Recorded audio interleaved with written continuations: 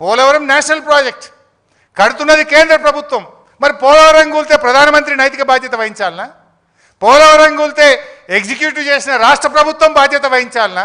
అక్కడ ఎందుకో మాట్లాడారు. మరి ఇదే గోదావరి నది కిందికి మేడిగడ్డ మీద ఉంటుంది, కిందికి పోతే పోలవరం. మరి 3 సార్లు కూలింది. ఈడ కుంగినాయి 2 పిల్లర్లు. మరి ఆడికి ఎందుకో ఎన్డీఎస్ఏ పోదు, ఆడెందుకో రిపోర్ట్లు రావు, అక్కడెందుకో నైతిక బాధ్యత మాట్లాడరు. ఇదంతా రాజకీయ కుట్రతోని 2 పిల్లర్లు గుంగితే ఇంత కథ చేస్తారు. ఇక ఇంకా అసలు పాయింట్ చెప్పాలి. గమ్మత్ ఏంటంటే పోలవరం కూలినప్పుడు దానికి ఇంజనీర్ ఎవరు తెలుసా? ఎన్డీఎస్ఏ రిపోర్ట్ ఇచ్చిన చంద్రశేఖర్ అయ్యర్. ఆయన కట్టిందే కూలింది, ఆయన చీడ మనకు చెప్తారట్టుగా. ఇది ఏం పంచాయతీ, ఎక్కడి కథ ఇది? మీకు ఎన్డీఎస్ఏ చైర్మన్గా పనిచేసిన చంద్రశేఖర్ అయ్యర్ పోలవరం అథారిటీ చైర్మన్గా ఉంటూ నిర్మించిన డయాఫ్రేమ్ వాల్ కొట్టుకుపోయింది.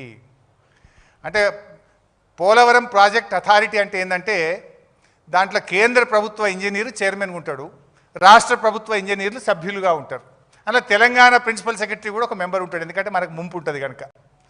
అయితే ఆ పోలవరం ప్రాజెక్ట్ అథారిటీ చైర్మన్ ఎవరు?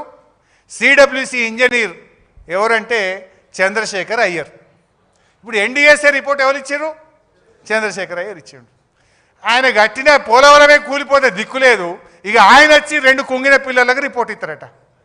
అంటే ఇది ఏ పార్టీ నిజాయితీ, ఏం సిన్సియారిటీ, దీని వెనుక ఉన్న కుట్ర ఏందో ఇవాళ మీరు రాష్ట్ర ప్రజలు అర్థం చేసుకోగలుగుతారు. ఇదంతా కూడా ఇంకా ఆ రిపోర్ట్లు కూడా ఎట్లా వచ్చినాయో మీకు తెలుసు ఎగ్జాక్ట్గా. అసెంబ్లీ ఎలక్షన్ల ముందు ప్రిలిమినరీ రిపోర్ట్, పార్లమెంట్ ఎలక్షన్ల ముందు మధ్యంతర నివేదిక. ఇక బీఆర్ఎస్ పార్టీ 25 ఏళ్ళు నిండిన రజతోత్సవం జరుపుకుంటుందంటే ఇక ఆ రోజు తుది నివేదిక. ఈ రకంగా చేస్తుంటారు. మరి ఇంకోటి అడుగుతా, ఎస్ఎల్బీసీ. మొన్న ఎస్ఎల్బీసీ కుప్పకూలింది. కాళేశ్వరం అంటే ఏందో మీకు నెక్స్ట్ చెప్తా. కాళేశ్వరంలో 100 కాంపోనెంట్లు ఉన్నాయి, 100లో మేడిగడ్డ ఒకటి. ఆ మేడిగడ్డలో 2 పిల్లర్లు గుంగినాయి. దానికి ఇంత సినిమా చేసినావు. మరి ఎస్ఎల్బీసీ మొత్తానికే కుప్పకూలింది కదా, 6 శవాలు ఈరోజు కూడా బయటకు రాలే ఇంకా. మరి ఎస్ఎల్బీసీ కూలితే రేవంత్ రెడ్డి, ఉత్తమ్ కుమార్ రెడ్డి కూడా బాధ్యత వహించాలి కదా రిపోర్ట్ ప్రకారంగా. 2 పిల్లలు గుంగితే కేసీఆర్ది తప్పు, హరీష్ రావు తప్పు అంటున్నావు. మొత్తం ఎస్ఎల్బీసీ కొట్టుకుపోయింది, ఎస్ఎల్బీసీ కుప్పకూలింది, 6 శవాలు బయటకు రాలేదు. దానికి ఈ రిపోర్టే బేసిస్ అనుకుంటే రేవంత్ రెడ్డి, ఉత్తమ్ కుమార్ రెడ్డి కూడా బాధ్యత వహించాల్సి ఉంటుంది. Are they ready? అంటే ఏంది ద్వంద్వ నీతి? ఏంది పోలవరంకో నీతి, ఎస్ఎల్బీసీకో నీతి, కాళేశ్వరంలో 2 పిల్లర్లకో నీతా? నెక్స్ట్ అద్దెపెట్టు ముందు కాదు, రైట్. సరే, కాళేశ్వరం రేవంత్ రెడ్డి నిన్న గారిని ఎప్పుడు మాట్లాడినా ఉత్తమ్ కూడా కాళేశ్వరం కుప్పకూలింది, కాళేశ్వరం కుప్పకూలింది అని గోబల్స్ మాటలు మాట్లాడతారు. అసలు వాట్ ఈజ్ కాళేశ్వరం? పోయిన ఎండాకాలంలో కూడా కాళేశ్వరం ద్వారా లక్షలాది ఎకరాల్లో పంట పండింది. I'm ready for any kind of challenge. పండలేదా కాళేశ్వరం ద్వారా?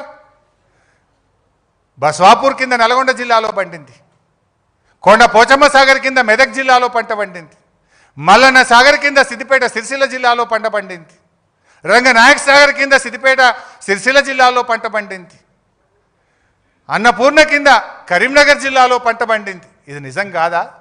కూలిందని మాట్లాడతావు.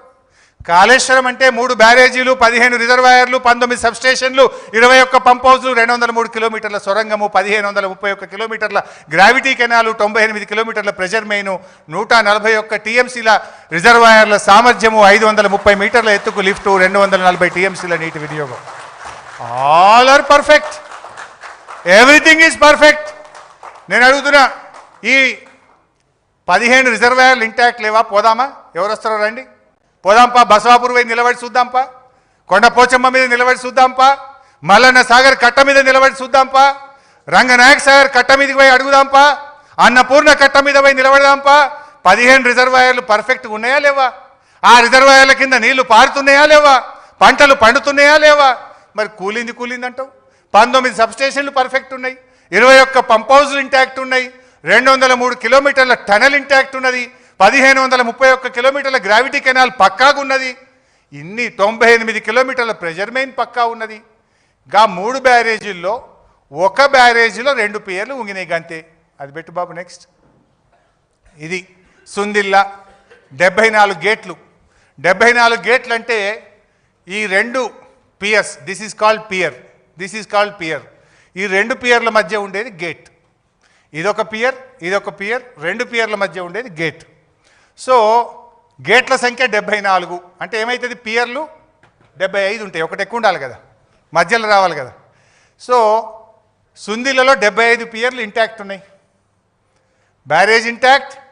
ఇది నేను చెప్పలే, ఉత్తమ్ కుమార్ రెడ్డి శాసన మండలిలో కోదండరాం ప్రశ్న అడిగితే సుందిల్ల అన్నారం బ్యారేజీలు సేఫ్ అని ఉత్తమ్ కుమార్ రెడ్డి అసెంబ్లీలో చెప్పిండు. అడిగింది కోదండరాం, చెప్పింది ఉత్తమ్ కుమార్ రెడ్డి. ఇప్పుడు రాజకీయాల కోసం డ్రామాలు ఆడుతున్నారు. మరి అసెంబ్లీలో మాట, బయట ప్లాట్ఫామ్ల మీద మాట ఉంటుందా? Yourself you told in the assembly Sundilla Annaram barrages are safe. Yes, we are today also we are saying Kannepalli pump house వద్దు, ఈ నిమిషానికి నీళ్లు బారి ఇచ్చచ్చు, తెలంగాణ రైతాంగానికి నీళ్లు అందించచ్చు. సో సుందిల్లలో 75 పియర్లు intact, barrage is intact. Annaram 65 గేట్లు అంటే 66 piers, 66 piers intact, barrage is intact. No coming to Medigadda, 85 pier గేట్లు అంటే 86 పియర్లు ఉంటాయి. 86 పియర్లలో కుంగినే ఎంత? 2. ఇక కాళేశ్వరం కూలిందంటేనేమైనా మరి ఇంతకుముందు చూపించింది కదా, 15 రిజర్వాయర్లు పక్కా ఉన్నాయి, 203 కిలోమీటర్ల టనల్ పక్కా ఉంది, 21 పంప్ హౌస్లు పక్కా ఉన్నాయి, సబ్స్టేషన్లు పక్కా ఉన్నాయి, 1531 కిలోమీటర్ల గ్రావిటీ కెనాల్ పక్కా ఉన్నది, అన్ని పక్కా ఉన్నాయి. 2 పియర్లు గుంగితే కాళేశ్వరం కూలింది, కాళేశ్వరం కూలింది అని దొంగ మాటలు దుష్ప్రచారం చేయడం కాదా? ఇది సమాజాన్ని తప్పుదో పట్టించడం కాదా?